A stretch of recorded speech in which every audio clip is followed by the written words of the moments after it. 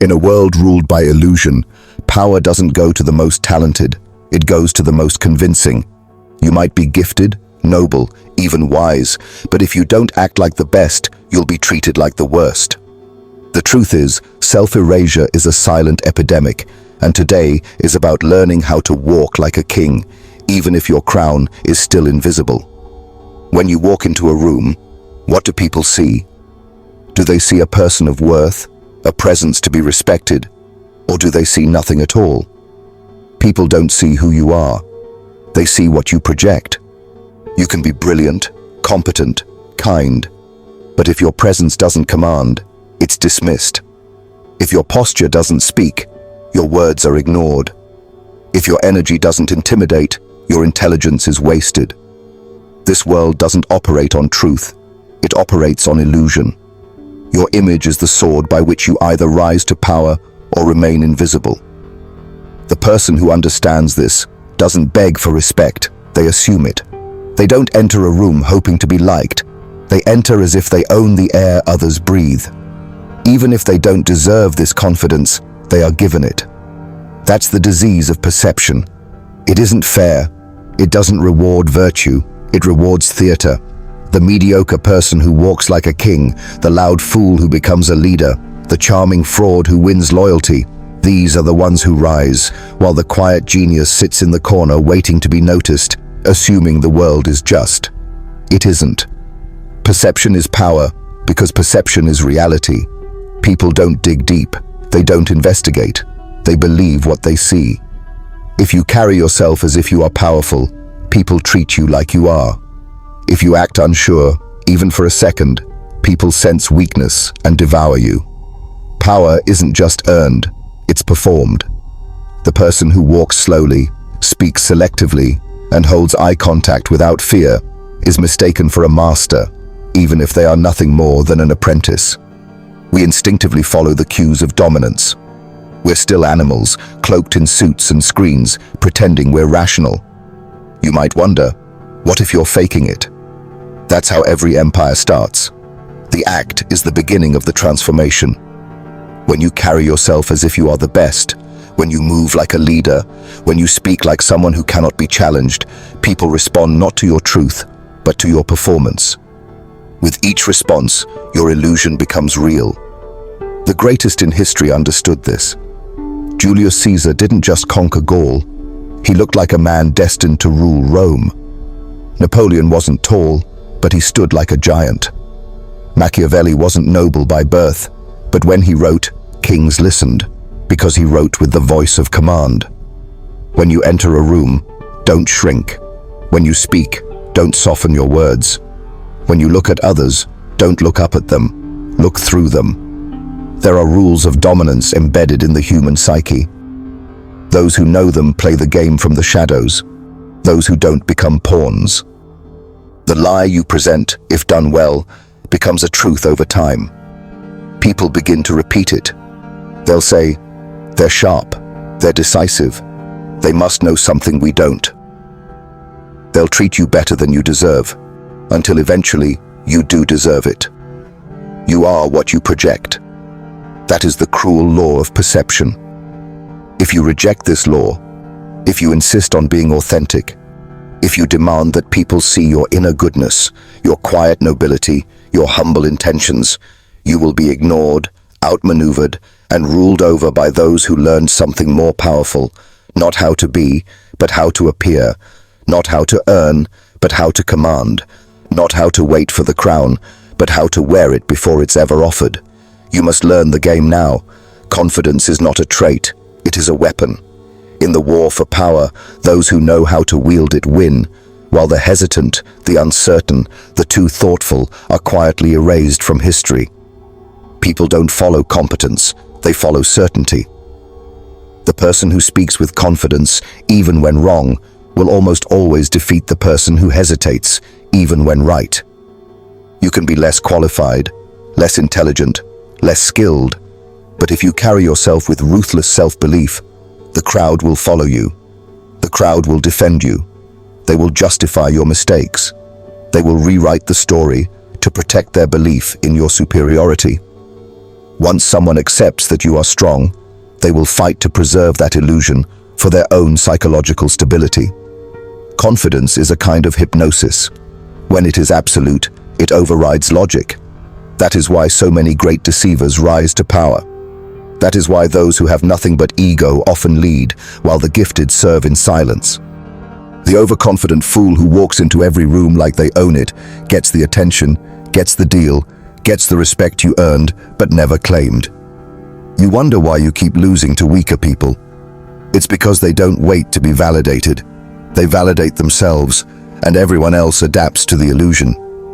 Confidence should be based on fact, but that's not how power works. Power does not reward those who wait. It rewards those who assume. When you hesitate, people don't think you're cautious. They think you're weak. When you doubt yourself, people don't admire your humility. They sense you are prey. When you defer, apologize, or shrink yourself to avoid offense, they won't respect your courtesy. They'll test your boundaries until there is nothing left of you. Confidence is a signal. It says, I am dominant. I do not fear consequences. I belong above you. That signal, when broadcast with enough conviction, triggers submission in those who receive it.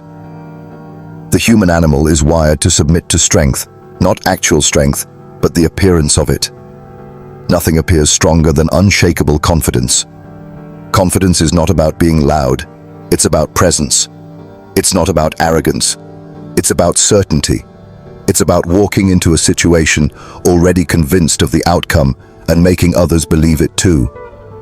When you speak, speak like your word is law. When you move, move as if the floor itself owes you tribute. When you make eye contact, never look away first. These are not games, these are rituals of psychological warfare. Every encounter is a negotiation of status. If you don't assert your position, someone else will assert it for you, and you will not like where they place you. Let others waste time proving themselves. You act as if you have nothing to prove.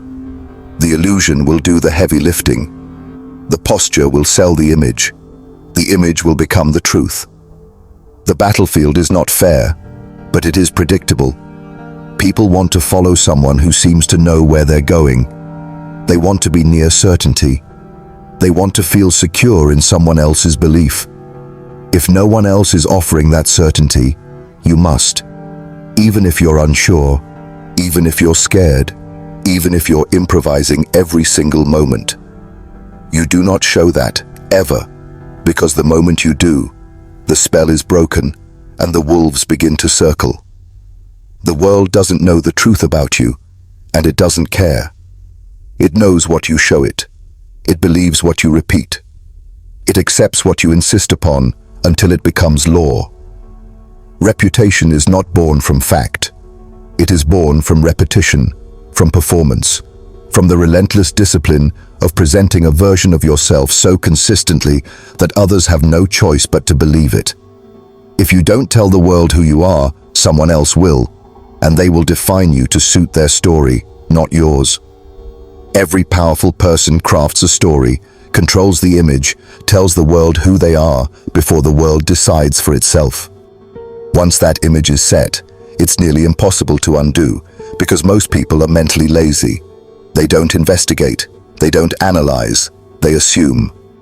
The world, society, networks, circles of power, they are not evaluating your essence, they are responding to your branding. You may be disciplined, but if you don't show it, you are weak. You may be intelligent, but if you don't present it, you are ignored.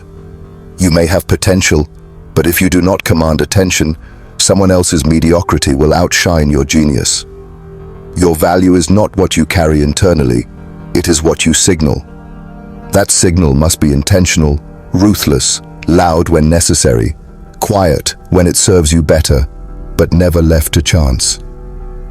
Think of every powerful figure you admire. What do you truly know about them? Not much.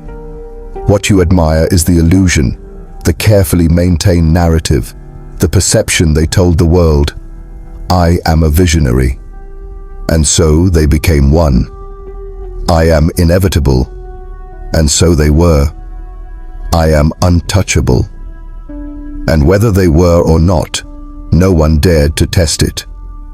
This is not deception, it's design. You do not have to lie, but you do have to edit. You have to amplify the traits that command respect and repeat your image until it sinks into the minds of everyone who meets you. Never give the world the full picture. Give them the version that secures your position. The politician smiles, the general stands tall, the king never flinches. It is theater, but theater backed by intent. That theater makes laws, moves armies, and shapes history. You must learn to craft your myth.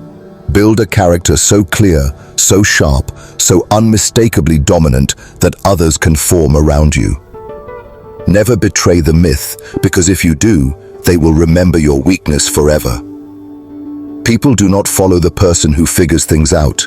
They follow the person who already acts like they know. They do not serve the one who doubts themselves, even if that doubt is wise. They serve the one who speaks with conviction, even if they're wrong. They do not fear the one who shows vulnerability too soon. They fear the one who reveals nothing and lets others imagine what they're capable of. That is power, letting others fill in the blanks with fear or ambition, while you say very little. Most people try to earn recognition before declaring themselves. They wait for evidence, for confirmation, for permission. But power does not recognize humility. It rewards those who claim their space before anyone offers it. You don't wait to be seen as the best. You tell the world you are. You move like you are. You train your body, your tone, your energy to say it before your words do. When people begin to repeat it, when they say, they're sharp, they're different, they're a leader, they are no longer describing you. They are repeating what you taught them to believe. You are not fighting to be your best self. You are fighting to be perceived as the best version of yourself. Those who understand this game early dominate, because the world is not waiting for the truth. It is waiting for certainty. Certainty repeated enough times becomes history. There is one law above all others, one force so subtle, so silent, and yet so absolute that it shapes the lives of kings and beggars alike. Assumption. Not luck, not skill, not even intelligence. Assumption. The person who assumes they are powerful begins to act as if they are. The one who assumes they are irrelevant begins to fade. The world will treat you exactly the way you believe it should, because you do not become what is true. You become what you accept. Every action you take, how you walk, how you speak, how you engage, radiates from a core assumption, and that assumption writes your destiny. The person who assumes they are beneath others enters every room asking for permission to exist. They look down, apologize for taking up space, speak carefully so as not to offend. The world sees someone who should be overlooked and mirrors those beliefs, not because it's true, but because it's broadcast. Posture says, I am not a threat. Silence says, you are above me. Doubt becomes a signal, and the world believes it. So they are trampled, not because others are cruel, but because they allowed it through their own assumption. Then there's another kind of person. They assume they are the most dangerous thing in the room. They assume their ideas matter. They assume others are drawn to their presence. From that assumption, they move differently. They speak with command. They look people in the eye. They take space without hesitation. People begin to treat them accordingly, because once again, the world does not investigate. It reflects. Assumption is the script it reads from.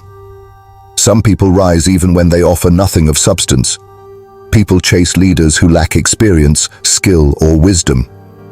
Confidence is not drawn from evidence, it is drawn from belief. Belief, when repeated enough, becomes reality both internally and externally. Ask yourself, what assumptions are you carrying? Do you assume people aren't interested in what you have to say? Do you assume you're not worthy of commanding attention? Do you assume you must wait your turn? earn the right, stay in your place. These thoughts don't sit quietly in the background. They lead you, define you, shackle you, and worst of all, they are self-fulfilling. The one who assumes they will lose often does, because they play not to win, but to avoid failure. The one who assumes victory before the game begins moves without hesitation, takes risks others avoid, speaks when others stay quiet, and slowly, inevitably, the world begins to accept their assumption as fact. You don't need permission to act powerful. You act powerful, and permission follows. You don't wait for people to recognize your worth. You behave as if your worth is already understood. The key is not arrogance, it is conviction.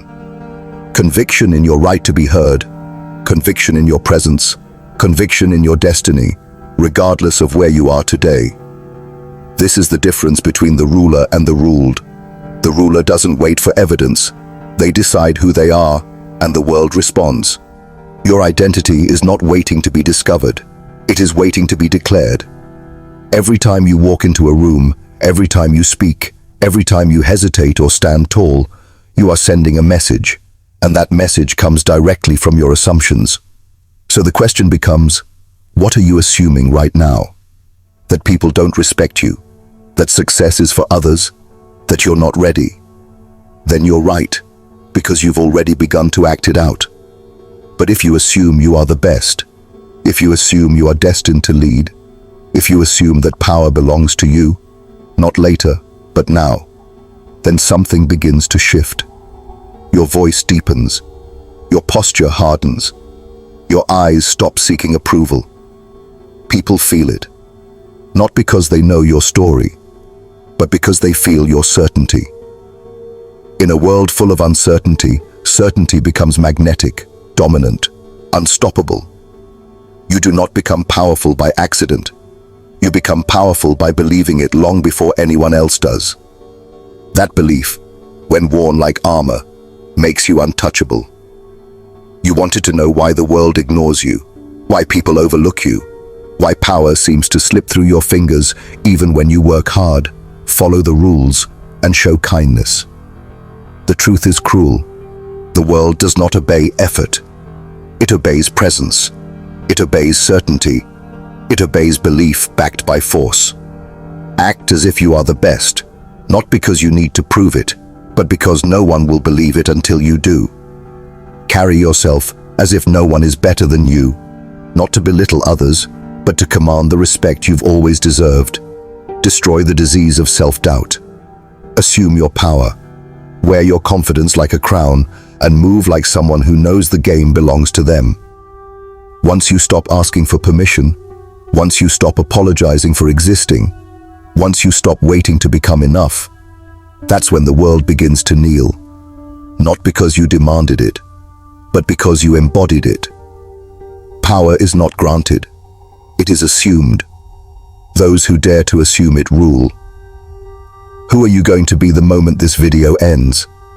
The version of you that waits, hopes, hesitates, or the version that acts as if they already are the best, because they know there's no one better? The answer decides everything.